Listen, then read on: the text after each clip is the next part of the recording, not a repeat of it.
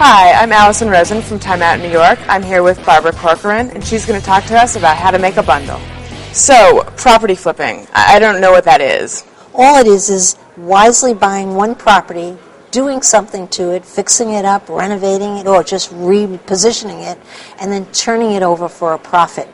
But all the God is in the details between the point you buy the property and the time you turn it over. So, with property flipping, how long do people usually hold on to a property? Well, if you know what you're doing, you shouldn't be holding on to the property. It's like handling a hot potato. You want to pass it on as quickly as you could. But what happens is a lot goes wrong, and people sometimes get in way over their head. They think they're going to hold the property and maybe take 3 or 4 months to renovate it or whatever they're improving, and they wind up owning it for a year and a half. And that's exactly how people lose their shirt in this kind of business. And so what can go wrong? A lot can go wrong. You have to appreciate that, like anything you do, it's about how much you know about it. A lot of people go into an area that they know nothing about because they heard their brother-in-law said it was a great area and there's a lot of opportunity.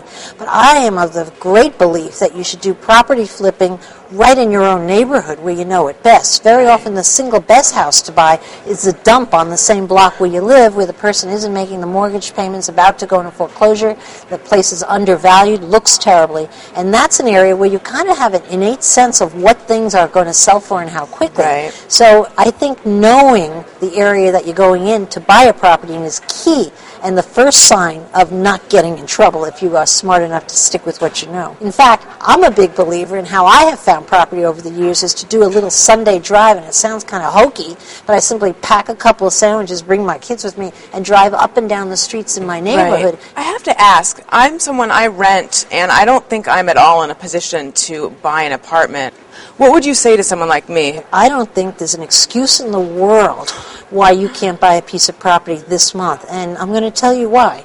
Because the people who are under 35 years old in Manhattan, unless they were investment people and made a ton of money, are never buying on their own. They're all buying with the help of somebody. So I would suggest you go to your parents, your rich uncle that's hidden in a closet somewhere, or somebody, and say, hey, I've got a deal for you. How about we buy a property together, you put up the down payment, I'll rent it from you at a small profit. It's still going to be cheaper than what you're paying for rent.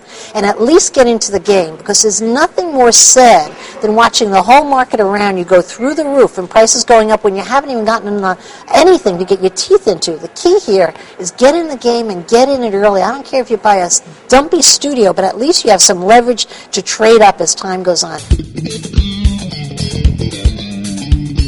So in addition to property flipping, what's another tip for how to make money in real estate? Well, you could just be a downright bargain hunter with no intention at all of flipping the property, and probably the biggest category there is foreclosures. And foreclosures are a word that I think conjures up a lot of fear in people's bellies, but foreclosures are a great opportunity because think about it, it's like an animal kingdom. It's like somebody's having a hardship and losing their house, and somebody's going to take advantage of it. And so you could go in as a property buyer just hunting down foreclosures. It's like a bounty hunter, but the bounty's for you. Right. I would say that today, too, it's been made much easier with the help of the Internet. And the single best website that I have used and I find is always current, and current is key, is foreclosures.com. And the reason I like foreclosures.com is it not only gives you current information of what's about to be foreclosed, but it gives it to you early, and it gives you the person's name and phone numbers. But at least you could go and you can get your hands on the information faster today. There's one other website that's put out by the federal government, which is HUD.com. But the complication with HUD is, again, it has great information, but you have to give your social security number, your tax ID. Oh, wow. They ask you for so many information, you swear that the FBI is going to come and arrest you by the time you get to see a house. And so a lot of people find that off-putting.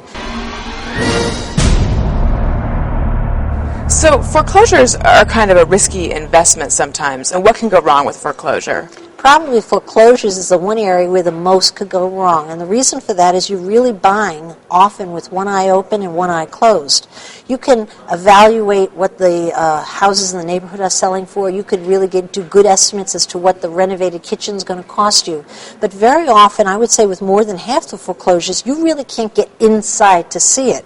So in a real way, you don't really know what's wrong with the roof. You can't creep up there and look at it because you're not welcome.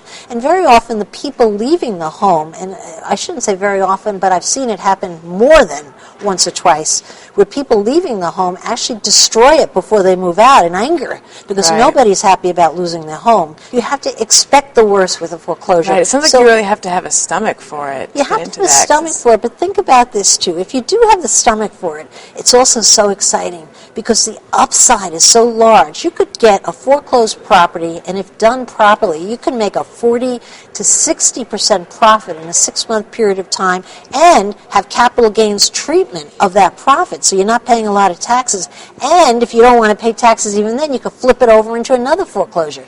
So it's really a great American opportunity to not love thy neighbor as thyself, but take advantage of your neighbor for yourself and make a killing while you're doing it. And so it's a really heartwarming. Area. Oh, so heartwarming. You probably think I'm terrible, but it's going around, and so there's enough sharks out there making money at it. But I have to also say, for those people who don't think of themselves as a shark and you're afraid to go it alone, the single best thing you could do is find a real estate website and group in your neighborhood, and they're in every town in America, and join hands with teachers, firemen, cops, contractors, and buy properties together. Because a lot of people like the comfort of holding hands with other people when they jump into something new for the first time.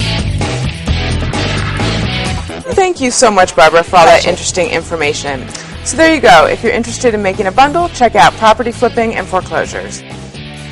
To order your own weekly copy of Time Out New York magazine for only $19.97 a year, call 1-866-929-1112 and always stay one step ahead.